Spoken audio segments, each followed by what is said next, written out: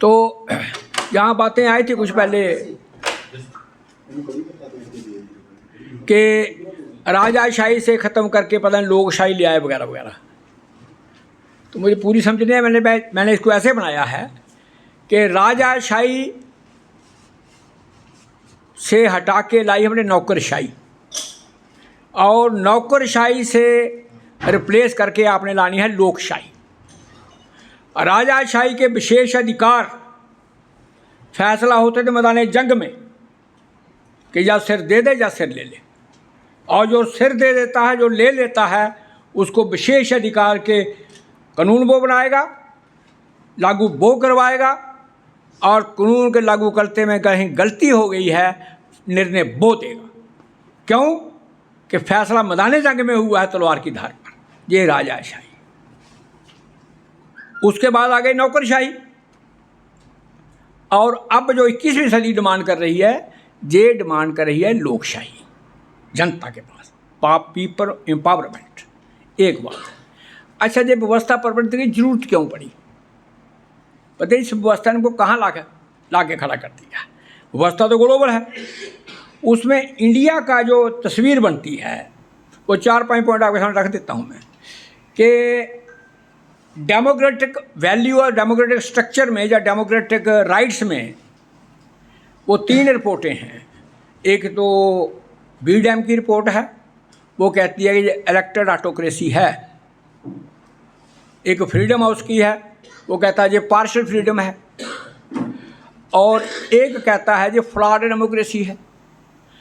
India के 3 परपेक्शन बाहर वाले देखने वाले कि फ्लॉड डेमोक्रेसी है, जे लोकतंत्र में बहुत सारे फ्रॉड हैं, समझो फ्लॉ है, फ्रॉड नहीं फ्लॉ, गैप है।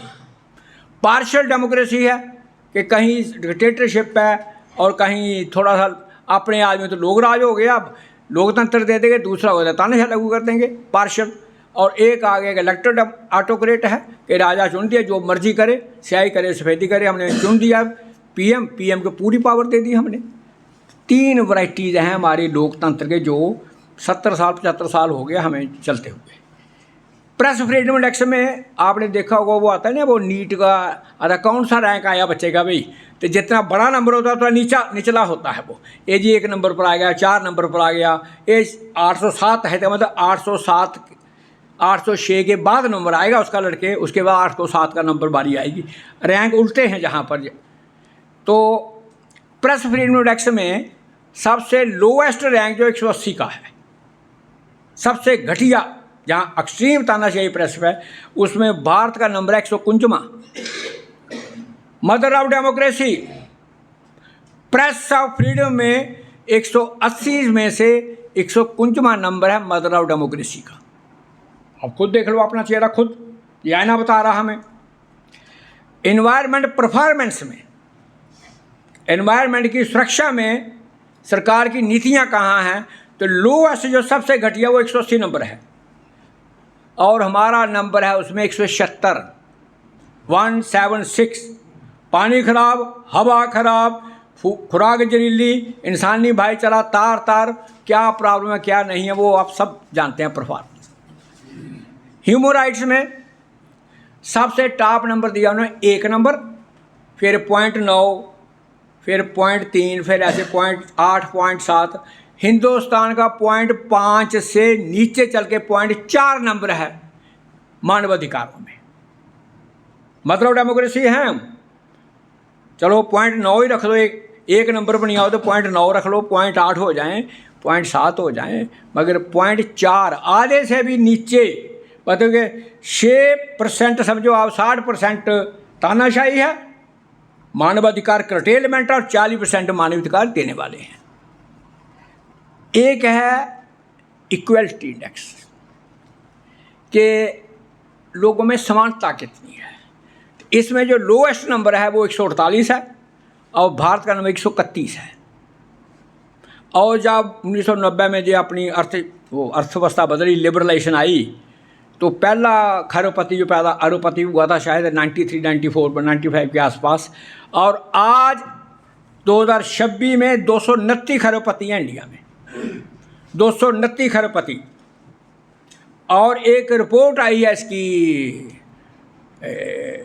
थॉमस पिक्टी की कि ब्रिटिश राज टू बिलियन राज, कि अंग्रेज़ों का राज से खरपतियों का राज। तो वहाँ पर जो कहते हैं जितनी नाम बराबरी 1922 में थी, जितनी नाम बराबरी भारत में 1922 में थी, उतनी ही नाम बराबरी भारत में 2022 में है। आगे हिसाब लगाओ कि अगर इनक्वालिटी वैसी की वैसी है, रेशो वही है कि ठीक है मेरे पास उस वक्त 1 आना था, दूसरे के पास 100 आना था, अब मेरे पास 100 रुपया, उसके पास इतना गुना ज़्यादा है। इनक्वालिटी रेशो बराबर है। 1922 से लेकर के 100 साल तक अगर लोगों के हालात नहीं बदले, लोगों ने अर्ज भी नहीं की कि हमारे हालात बदलें, घर में गाली देकर घर में बैठ कर चुपा जाएगी, दूसरे निंदा करके चौपाल से घर चले आना, वो बातें परिवर्तन वाली नहीं है।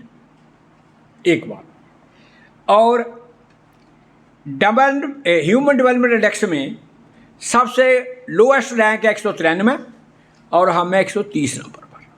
ये है भारत का चेहरा जो हमें कारपोरेट सिस्टम के बनाए हुए मानकों से पता लगता है।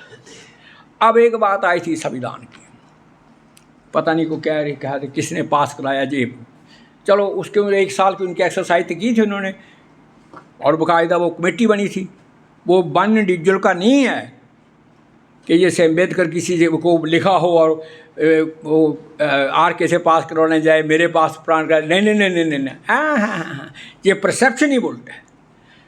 200-250 आदमी लगातार 4-5-6 महीने साल एक एक्सरसाइज की है उन्होंने, जो भी इस वक्त उन्होंने अपने हालात के मुताबिक समझा हो, फ्रेम किया हो, वो गलत हो ठीक हो अलग बात है। तो मैं इसको ऐसे समझता हूँ आज की राह में कि संविधान जो है वो होता क्या है कि ये एक लोगों का आपस में सेल्फ कंट्रैक्ट है, जनता का जनता में ही एक सेल्फ कंट्रैक्ट है, कंट्रैक्ट जो उनके असूलों के मुताबिक ही चलेगा, वो है संविधान। और जितने जितने ह्यूमन यूनिट बने हैं, चाहे वो राष्ट्र है, सुपरा राष्ट्र है, जो भी होगा, उनके बाकायदा अपने एक कंट्रैक्ट सिस्टम, उनका संविधान है ना, संविधान उनका कंट्रैक्ट सिस्टम है, और उसको लागू करने वाले जो है एक कंट्रैक्ट पर आते हैं 5 साल के लिए, ठेका है वो। और जब महसूस करो कानून हमने जे बनाया था, जो हमने जे लागू कर दिया है, तो बात बिगड़ जाती है, आप तो बदल देते हो। यही बात है छोटी सी, और क्या है जिसको हम कहें परिवर्तन परिवर्तन परिवर्तन। उसमें जो मूल बात है, पहले उस पर आता हूँ, फिर उसके बाद दूसरी बात। मूल बात यह है कि जब इंग्लिश ने अपना सिस्टम डेवलप किया, कारपोरेट ने, तो 2 किस्म के इंस्टीट्यूशन बने हैं। सज्जन जी क्या होता है इंक्लूसिव का मतलब? इंक्लूसिव इंस्टीट्यूशंस, अच्छा, तो एक्सक्लूसिव, चलो मैं आज इंग्लिश में बोल देता हूँ। अच्छा, तो 2 किस्म के इंस्टीट्यूशन बने हैं। जो तो कैपिटलिज्म का खुद गढ़ था, यूरोप है, अमेरिका है, वहाँ बने जितने इंस्टीट्यूशंस हैं, संस्थान, चाहे वो लेजिस्लेचर हो, जुडिशरी हो, पुलिस हो, आईबी हो, इंटेलिजेंस हो, रा हो, मिलिट्री इंटेलिजेंस, कोई हो, A to Z इंस्टीट्यूशन, वो इंक्लूसिव हैं। उनकी जवाबदेही लोगों के सामने ना हो, मगर पूंजीपति के रिप्रेजेंटेटिव के सामने उनकी जवाबदेही है।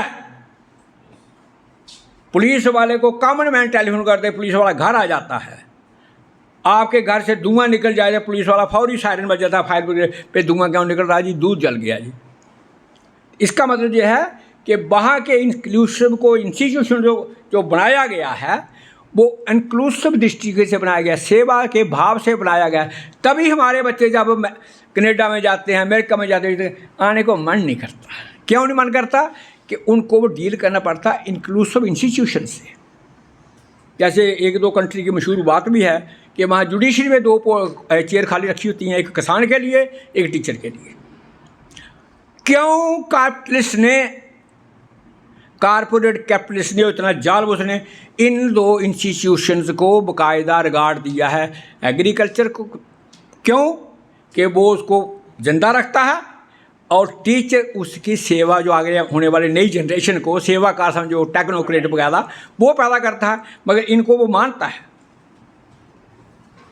कि किसान को भी मानेगा, चाहे वो कंपनी का अलग बात है, और एक टीचर को मानता है वो अलग बात है। उनके इंस्टीट्यूशन की सर्विस कर रहे हैं, मगर इंक्लूसिव इंस्टीट्यूशन जो कॉलोनीज बनी भारत जैसी, जो भारत साउथ जो अफ्रीका, जहाँ जो इंस्टीट्यूशन का करैक्टर बना है वो बना है कोल्लू वाला के खून निचोड़ो और कहीं और पहुँचा दो। सरसों का तेल उसमें सरसों डालो, तेल निकालो और खली रहने दो, बाकी तेल जहाँ बेच दो मार्केट में ले जाओ आप। वो एक्सक्लूसिव इंस्टीट्यूशन जो है, निचोड़ू इंस्टीट्यूशन जो हैं वो भारत में हैं। विशेषाधिकार वहाँ भी हैं, पुलिस का विशेषाधिकार है, विशेषाधिकार वहाँ भी है, पर उनके विशेषाधिकार की दो एग्जाम्पल आपको दे देता हूँ मैं कि जब पिछली बार ट्रंप ने जब वो एक मूवमेंट चली थी ब्लैक लाइफ मैटर, है ना, कि जब वो आदमी को मार दिया था कालों ने गोल, तो वहाँ एक आईजीपी ने स्टेटमेंट दिया था ट्रंप को, ये बदतमीजी की बातें मत कर, मुंह को जिप लगा दे।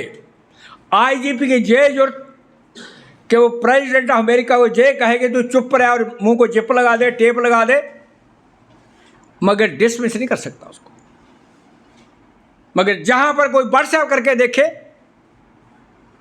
फौरी वो छोटा सा ऐसा जो आपको ले जाएगा पकड़ के, अंदर है क्या नुक्से अमन है जी। इसका मतलब ये जो इंस्टीट्यूशन का करैक्टर बनाया है, हमने जो कल्टीवेट किया है इंस्टीट्यूशंस को, जो निर्माण किया है संस्थाओं का, संस्थानों का, ये संस्थानों का निर्माण ये बताता है कि ये कोल्लू संस्थाएं, निचोड़ू संस्थाएं, अब इनको कैसे बदला जाए। इतनी सी बात है सारी। निचोड़ू संस्थानों को आप इंक्लूसिव संस्थान कैसे बनाओगे। अब है क्या करें क्या करें क्या करें, करना क्या है भाई कि हम लोग जो विशेषाधिकार का सिस्टम बना है, जैसे एक एग्जांपल आपको याद है मुझे इंग्लैंड वाली है कि जब टोनी ब्लेयर ने इराक पर हमला किया था ना, तो उसने अपनी मिलिट्री इंटेलिजेंस की रिपोर्ट बताई थी कि इराक के पास केमिकल और बायो वेपन्स हैं। 15 के 20 साल के बाद जब वहाँ उनकी मिलिट्री इंटेलिजेंस की असली रिपोर्ट पेश हो गई, पार्लियामेंट के सामने पेश होती है वहाँ पर कि उस वक्त जे कारस्तानियन की, वहाँ पर जो ओरिजिनल रिपोर्ट थी उसमें ये नहीं लिखा था, उसने साफ लिखा था कि सद्दाम हुसैन के पास ना केमिकल वेपन है ना बायोलॉजिकल वेपन है। इसका मतलब कि मिलिट्री इंटेलिजेंस की रिपोर्ट को प्राइम मिनिस्टर ऑफ इंग्लैंड ने मिस इंटरप्रेट करके हाउस ऑफ कॉमन में कन्विंस कर दिया कि हमें फ़ौज इराक में भेजनी चाहिए। इस पर वहाँ के जो बार्ट कोर्ट वकील थे कोर्ट वाले, उन्होंने कहा कि इस पर वार क्रिमिनल का एग्जाम वो चलेंगे, केस करेंगे टोनी ब्लेयर पर। तो उस वक्त के प्राइम मिनिस्टर उसी की पार्टी, उन्होंने कहा भाई जल्दी यार टीवी पर माफ़ीनामा मांग पब्लिक से। पहले टीवी पर माफ़ीनामा मांगा, फिर आके हाउस ऑफ कॉमन में माफ़ीनामा मांगा। इसका मतलब ये है कि ये डीप स्टेट जिसका आप अकाउंट नहीं कर सकते, कितने पैसे खर्चे हैं, कहाँ कनाडा में किसको मरवाया, कहाँ छोड़ा, कहाँ पैसे वेस्ट कर दिए, कोई हिसाब नहीं, वो वहाँ भी जवाबदेही है। ये है इंक्लूसिव संस्थान, जहाँ एक्सक्लूसिव हैं, जहाँ निचोड़ू हैं। अब इनका समाधान क्या किया जाए, इतनी सी बात है सारी। इतना संविधान ये है कि आपके लॉ मेकर हैं, आपके लेजिस्लेचर, उनको स्पेशल राइट है ना। क्या ये स्पेशल राइट ख़त्म कर सकते हो आप ओथ ऑफ सीक्रेसी वाला, कि जो पब्लिक रिप्रेजेंटेटिव जब तुम कसम खा के जाते हो तुम पब्लिक से झूठ नहीं बोलोगे, ओथ ऑफ सीक्रेसी। जनता का राज है, जनता का पैसा खर्च करते हो, जनता की तनख्वाह लेते हो, जनता का मनी वेस्ट करते हो, फिर जनता से चोरी किस बात की है ये तो बता दे कोई। अगर जे डिबेट चलाते हो तो बात CPM की आगे बढ़ेगी। अगर संस्थान वही रहेंगे तो जैसे वो एक पुरानी कहावत है, MLK में दीदार सिंह से बात कर रहा था, MLK वक्त एक अपना साथी था, वो बीएड करने तो बंद गले वाला कोट से सिलवाया ना, तो उसने कहा था वो काले रंग का ये देखो नज़र आता है ना, कामरेड जंग पार्लियामेंटेरियन, उन्होंने कहा नज़र तो आता है मगर अफ्रीका का है ये, मतलब रेवोल्यूशन। पर ये कंसेप्ट था उस वक्त का कि ये तो एम्पीरियलिज्म डाइंग में है और ये तो चेंज आनी है, तो हमने पार्लियामेंट जाके बैठ जाना कि हम पढ़े लिखे हैं, बाकी लोग तो इलिटरेट हैं। जब इस धारा से चलते हैं हम कि चेंज तो आएगी, इसका मतलब जब हम जे कॉमन मैन को ये डंगा अड़ाएँ कि जे विशेष अधिकार ख़त्म करो, अगर लेजिस्लेचर के विशेष अधिकार असेंबली में ख़त्म होते हैं, लेजिस्लेचर के विशेष अधिकार पार्लियामेंट में ख़त्म होते हैं, और लेजिस्लेचर का अधिकार यूएनओ में ख़त्म होंगे बिट्टो के। जहाँ तो पंचायत के सरपंच को आप बुला नहीं सकते वापस, एमएलए को बुला नहीं सकते, मेंबर पार्लियामेंट को पूछ नहीं सकते, और कहते हो बिट्टो हटाएंगे, ठीक है हटा लो। पहले घर पे जहाँ तुम्हारे पाँव हैं वहाँ तुम डेमोक्रेट हो या अनडेमोक्रेटिक हो, वहाँ तुम डेमोक्रेसी में स्टोर कर पाते हो नहीं पाते हो, वहाँ पीपल एम्पावरमेंट की है नहीं की है। जब इंडिया पीपल एम्पावरमेंट कर लेता है तो आज ये सराफ साहब ने एक दो बार बोला है कि इंडिया अगर अपने यूएन अपने आर्म या अपने न्यूक्लियर वेपन यूएनओ को वॉलंटरली सपोर्ट सौंप दे, ये वाजपेयी के बगैर कहा था उन्होंने, और पोजीशन ये बन सकती है आने वाली बात कि 5 साल 6 साल के बाद पाकिस्तान को प्रेशर आएगा तो उन्होंने सरेंडर किया, तुम्हें क्या प्रॉब्लम है भाई, पाकिस्तान को भी सरेंडर करना पड़ेगा, और इंडिया का जो पीएम बनेगा वो वर्ल्ड में जाके लाउडली कह सकता है अमेरिका में जाके कि surrender your nuclear weapon, surrender मैंने हमने सरेंडर कर दी है। सवाल है कि इनिशिएटिव कौन ले, सेक्रीफाइस डायलॉग का इश्यू कौन करेंगे, क्या हम डायलॉग एनवायरनमेंट में करेंगे, डायलॉग कोऑपरेशन में करेंगे, जब मिलिट्री से डायलॉग करवाना है, बम्बों से डायलॉग करवाना है, तो एंड तो वही होगा। इंक्लूसिव इंस्टीट्यूशंस को जब हम इनको ये निचोड़ू इंस्टीट्यूशन को जब हम तब इंक्लूसिव इंस्टीट्यूशन नहीं कन्वर्ट करते और उनके पास जो विशेषाधिकार हैं, एक तो आ गया लेजिस्लेचर वाला, एक है पुलिस के पास ऑफ ए सीक्रेट एक्ट, और उनकी नॉन अकाउंटेबिलिटी है कि जैसे ये जो लड़के हैं ना अर्बन नक्सल, साईं बाबा या अपना ये लद्दाख वाले के यूएपीए के तहत गिरफ्तार किया, 6 महीने के बाद वो यूएपीए हटा दिया। लगाया क्यों था, हटाया किस कंटेक्स्ट से, कोई अकाउंटेबिलिटी है कहीं, कुछ नहीं कुछ नहीं। वो जो इसका केस है एनडीटीवी वाले का, प्रणव राय का, इतने पैसे खा गया, इतने पैसे बिक गया, आज वही केस सीबीआई ने वापस लिया है। अच्छा जब सीबीआई ने केस क्यों बढ़ाया, फिर वापस क्यों लिया, ये ऐसे नहीं 50 बातें ऐसी हैं। जैसे बॉम्बे में जो विस्फोट हुए थे रेलवे ट्रेन में, उसमें मुसलमान जो पकड़े थे वो आज निकले हैं वो 20-22 साल के बाद। कोई अकाउंटेबिलिटी बताओ कि अगर जो लड़के शूटे हैं वो इनोसेंट, फिर उस 193 लोगों को मरवाने वाला कौन है, ये तो पुलिस आईबी इंटेलिजेंस जवाब दे कोई। अगर उन ह्यूमन बींग के जो मर गए हैं उनकी अकाउंटेबिलिटी कोई नहीं है, तो इसका मतलब ये इंस्टीट्यूशन जो हमको रेगुलेट कर रहे हैं ये निचोड़ू इंस्टीट्यूशंस हैं, ये आपसे पैसा इकट्ठा करवाएंगे और खुद अय्याशी करेंगे, बाहर भेजे जो मर्जी करें, आपको उसी पर रखेंगे कि 5 किलो आटा लेना है तो ले लो, नहीं तो भूखे मरो। लास्ट में कि ये जो अपना सिस्टम है इसकी फंक्शनिंग वास्ते एक ही सेंटेंस बोलूँगा मैं कि कारपोरेट प्रपोजल देता है और हर कंट्री के रूलिंग एलीट डिज़ाइंस कि जो कारपोरेट का प्रपोजल आता है वर्ल्ड कारपोरेट का, रूलिंग एलीट उसके मुताबिक उसको डिज़ाइन कर देता है। जैसे एग्जांपल ही आपके सामने देते हैं कि रूरल एम्प्लॉयमेंट के बारे में एक इसमें जो है अपना वाशिंगटन कंसेंसस में एक लॉ आया कि गांव में रोज़गार दिया जाए, तो जहां पर उसका नाम रख दिया मनरेगा। तो प्रपोजल उनका था कि रूरल एम्प्लॉयमेंट देनी है। अफ्रीका में कुछ और नाम से था, पाकिस्तान में कुछ और नाम से होगा, जहां आ गया मनरेगा के नाम पर।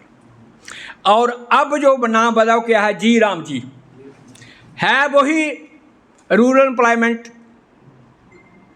नाम पहले मनरेगा था, अब जी राम जी कर दिया। डिज़ाइन उनका है, एग्जीक्यूट करेगी नौकरशाही। और अगर किसी को डाउट है, इसको ये है, तो उसको सर्टिफाई कर देगा कोर्ट, जुडिशरी। अब कौन सा इंस्टीट्यूशन बचा है जहां आप जाकर के टक्करें लगाओगे कि हाँ संविधान बदलो, ये बदलो? बताओ कि कारपोरेट ने प्रपोज किया कि हम अंडमान निकोबार को उजाड़ेंगे, सरकार ने डिज़ाइन किया कि हमने चाइना का मुकाबला करना है, डिज़ाइन है उसका। उनमें बायोडाइवर्सिटी का लॉस, 90,000 पेड़ काटे, उनके बारे में कोई बात नहीं है। किसी ने पूछा कहाँ लगाओ, हरियाणा में लगाएंगे।